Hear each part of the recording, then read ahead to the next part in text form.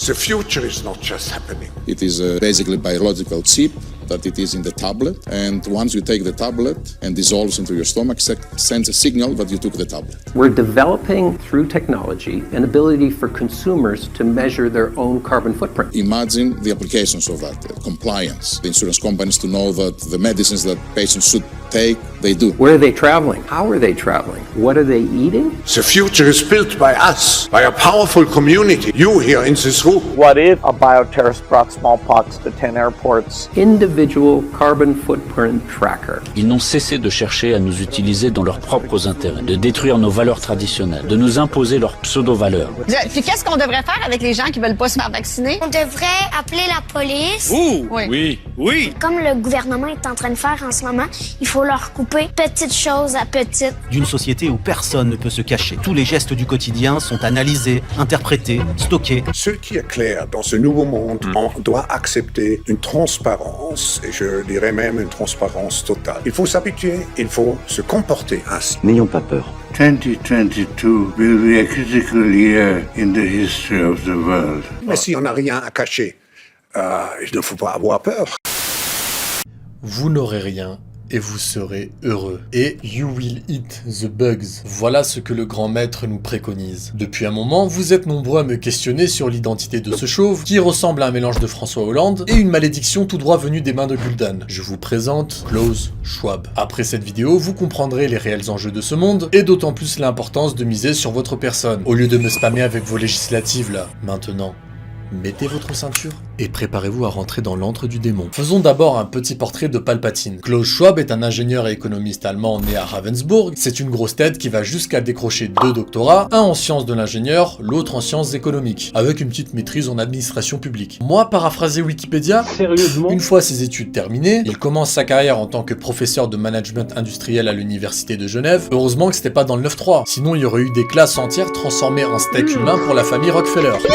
Bref, durant cette période, Klaus tomba sur un livre qui éveille en lui l'étincelle et l'esprit du malin, Le défi américain de Schreiber, ouvrage qui avertissait quant à la domination américaine sur le monde, et plus particulièrement sur l'Europe. Nourri par les présages de Schreiber, Klaus organisa en 1971 son premier meeting annuel de Davos. Portant initialement le nom d'European Management Forum, ce meeting avait pour but de suivre les idées de Schreiber, c'est-à-dire attraper ces gros porcs gros sacs d'américains par le col, et les mettre au régime avec des coups de boule de compétitivité, en créant une plateforme unique permettant aux plus gros PDG européens d'échanger des idées, des connaissances avec les membres des gouvernements, dirigeants du monde universitaire, médias et j'en passe. Le but était donc de créer des liens et une coopération active entre toutes ces hautes sphères du monde européen, que ce soit dans le public ou le privé. De cette manière, il aspirait à faciliter le développement de l'Europe grâce à un effort globalisé, et le tout à travers son concept de stakeholder. Non, on parle pas encore des steaks de moustiques, mais ne vous inquiétez pas, ça va arriver. Ce concept repose sur l'idée qu'une entreprise ne devrait pas juste raisonner de manière lucrative, mais avoir une vision long terme en prenant en compte les besoins de tous ceux qui y participent de près ou de loin, afin d'avoir une croissance économique durable et sécurisée, par exemple en étant plus éco-responsable, penser au bien-être des employés en leur accordant plus de temps de repos, en somme sacrifier les profits court terme quitte à gagner moins d'argent, mais avoir un avenir plus fructueux. Et sur le papier, ça a l'air pas mal.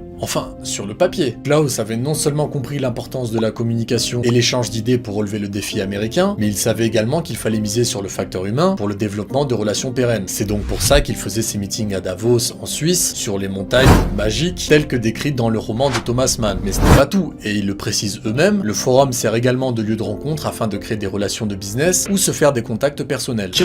Bah ouais, il fallait que les mecs soient détendax au max pour pouvoir parler le plus librement possible de leurs projets concernant le bien de l'Europe. C'est le même principe que quand tu vas faire caca avant d'aller voir une meuf. Tu seras moins stressé. C'est ce qu'ils appellent l'esprit de Davos. Bon, je ne vais pas vous faire l'historique des meetings, car ce n'est pas l'objectif de la vidéo. Mais ce qu'il faut retenir, c'est que ces rassemblements qui de base étaient destinés à un public européen ont très vite connu un succès fulgurant à l'international grâce au concept du stakeholder, mais aussi et surtout grâce aux opportunités de business qu'offraient ces rencontres à toute la clique de PDG, banquiers et hommes d'État. Quelle aubaine! C'est d'ailleurs suite à ce succès qu'en 1987, l'European Management Forum deviendra le World Economic Economic Forum tel qu'on le connaît aujourd'hui, marquant ainsi l'évolution du forum tant dans sa portée que dans son activité principale. Donc, pour résumer, Klaus crée un meeting pour défendre l'Europe face à la domination américaine, mais celui-ci se transforme rapidement en forum de rencontres internationales pour que l'élite se réunisse sur des montagnes magiques pour décider du sort de la population. Faut pas avoir peur. Bon, ne soyons pas vilains. Après tout, l'élite mondiale s'engage à améliorer l'état du monde, non? Laissons-leur le bénéfice du doute. Penchons-nous maintenant sur ce qu'ont produit les membres du WEF, c'est-à-dire PDG, banques et gouvernements. Beaucoup de choses qui, comme vous allez le voir, vont faire écho à tout ce qu'il se passe actuellement. Welcome to the biggest climate session at Davos, averting a climate apocalypse. We are going to start with some words from Greta Thunberg.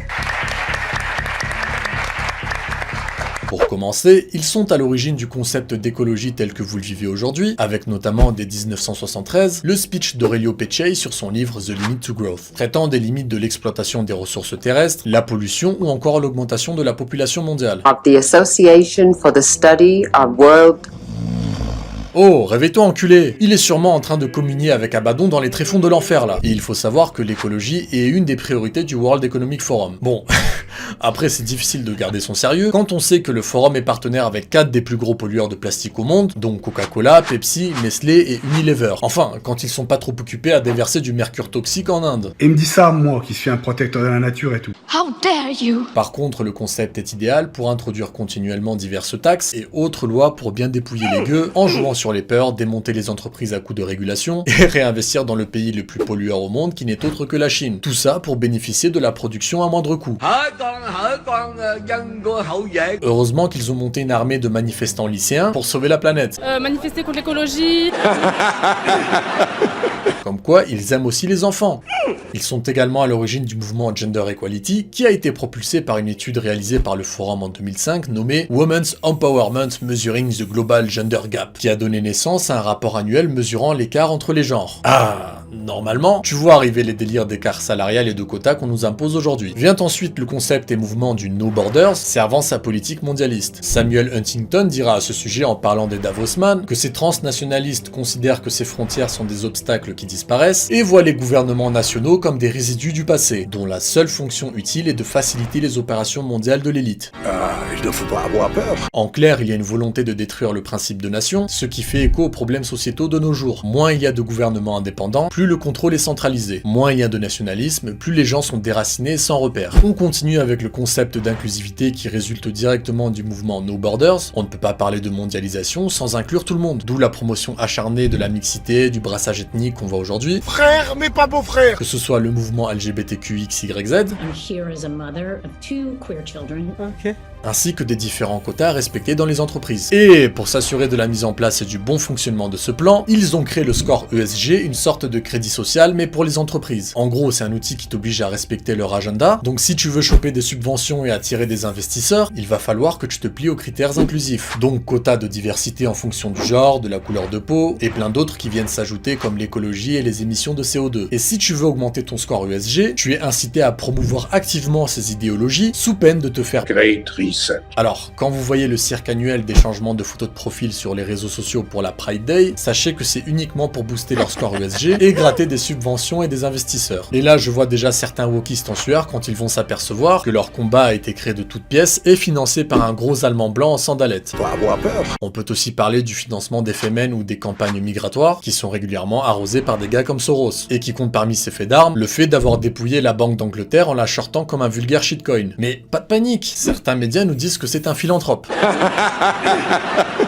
N'hésitez pas à vous abonner à la chaîne de Bruno le Salé, qui vous parlera de tout ça plus en détail. Je précise que quand je parle des différents mouvements qui trouvent leurs origines dans le forum, il faut savoir qu'ils n'ont pas été créés par celui-ci, mais réajustés pour correspondre à leur agenda. En réunissant les hommes les plus puissants du monde, en un même lieu et sous des intérêts communs, le forum de Davos devient une plateforme d'échange entre élites avec une puissance démesurée et sans précédent. D'autant plus quand on voit la manière dont ces meetings sont agencés, avec des notions comme l'esprit de camaraderie qui y règne, ainsi que ce qu'on appelle les Iguels, qui sont des réunions secrètes entre dirigeants, banques, PDG et grosses entreprises. C'est quand même curieux que des banquiers et hommes d'affaires tiennent à ce que ces réunions se fassent à l'abri des regards. Bien évidemment, il n'y a jamais eu d'histoire de corruption liée aux Iguels. Non, jamais, non. Jamais, vraiment pas. Donc, vous l'aurez compris, ce forum permet de court-circuiter toutes les institutions en place. Maintenant, est-ce que tu comprends que ton bulletin, tu peux te le foutre au cul? Aujourd'hui, on ne peut pas parler d'histoire moderne sans parler de Klaus Schwab et de ses meetings annuels de Davos. Oui, monsieur, ils ont eu un impact sur différents événements historiques, comme la réconciliation de certains pays, pour apaiser les tensions entre dirigeants pour permettre une meilleure coopération internationale et une meilleure exécution des ambitions du WEF grâce au coup de fil de Papa Schwab. Ils ont également influencé des prises de décisions politiques importantes, comme lors du financement de la deuxième campagne de Yeltsin en 1996 via le fameux Davos Pact. Yeltsin, qui je le rappelle, a permis à des oligarques russes ainsi qu'aux investisseurs américains et européens de dépouiller la Russie tout en causant au passage 3,2 millions de morts selon une estimation de l'UNICEF. C'est sans doute pour améliorer l'état du monde. Il ne faut pas avoir peur. En plus d'être à l'origine de tous les concepts que j'ai énoncés précédemment, ils sont aussi le moteur de la propagation des idéologies wokistes et toutes les dérives qui en découlent, en faisant en sorte que ces idées soient directement connectées aux politiciens et PDG présents lors des différents meetings du forum, ce qui leur a permis d'être en partenariat avec de grosses multinationales comme Facebook, Pfizer, Airbnb,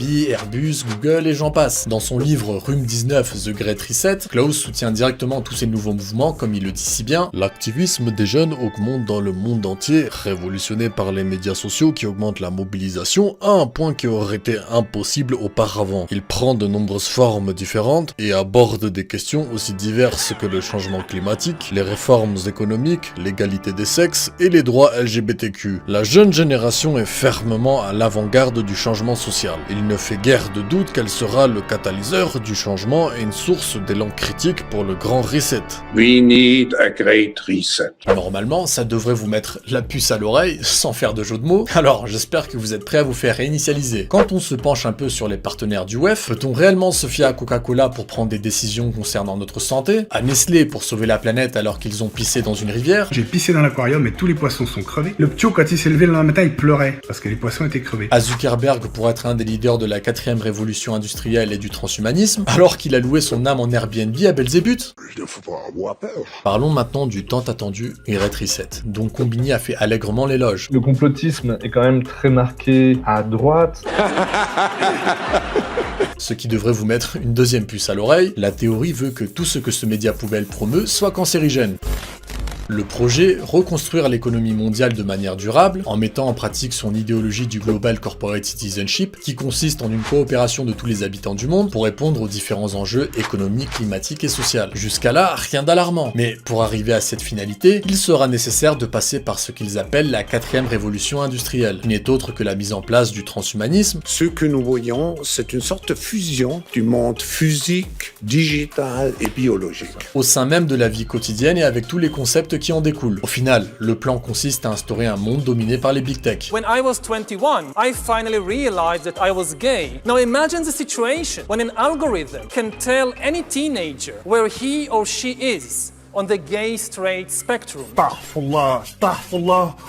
N'oubliez pas que ces mecs se réunissent sur des montagnes magiques pour discuter de votre bien-être. Je trouve ça pour le moins bizarre. D'ailleurs, certains golems vous diront, et c'est déjà le cas en plus, moi ça me dérange pas de me faire surveiller, j'ai rien à me reprocher. Mais si on n'a rien à cacher, il ne faut pas avoir peur. J'espère sincèrement qu'ils offriront leur fœtus à Moloch et que le cuistot Klaus leur fournira des steaks de moustiques sans gluten. Ce qui nous amène au fameux « Tu ne posséderas rien et tu seras heureux ». Cette citation vient d'ailleurs directement des 8 prédictions pour 2030 postées par le WEF, et au vu de ce qu'il se passe aujourd'hui, on tend clairement vers ce progrès. En gros, l'idée est de se passer du concept de possession pour le remplacer par de la location. Un processus entièrement régi par un système où le citoyen lambda dépend à 100% de l'État-providence dans chacune de ses actions. Le consommateur ultime en quelque sorte. Oh! J'ai le droit de vivre un peu! Cette transition entre possession et location passe par l'appauvrissement des gens, les crises économiques, dédicaces à BlackRock, la suppression progressive de la classe moyenne, l'inflation, la baisse du pouvoir d'achat, le rachat en masse de maisons, terres et biens matériels par les banques et la big tech, en payant 20 à 30% plus cher que le prix du marché pour monopoliser la propriété et renforcer encore plus l'inflation. Il faut avoir peur. On arrive à un cercle vicieux où tu ne peux plus rien acquérir et tu es contraint de devenir locataire pour tout. Ce n'est pas du complot, mais tout simplement du business. Le complotisme. Beaucoup d'entre vous me diront qu'ils ne se laisseront pas faire, que ça n'arrivera jamais et que ceci et cela. Très bien. Combien d'entre vous avaient ne serait-ce que connaissance du score ESG des entreprises? Combien d'entre vous ont été contraints d'accepter la politique du rhume, sous menace de licenciement et j'en passe? Rhume qui a d'ailleurs subitement disparu. T'es là ou t'es pas là? T'es pas là? Où t'es que t'es? Où c'est que t'es pas là? Je vous donne rendez-vous dans quelques années pour voir ce qu'en dit l'esprit de Davos. Enfin, si d'ici là vous n'avez pas été transformé en moustique.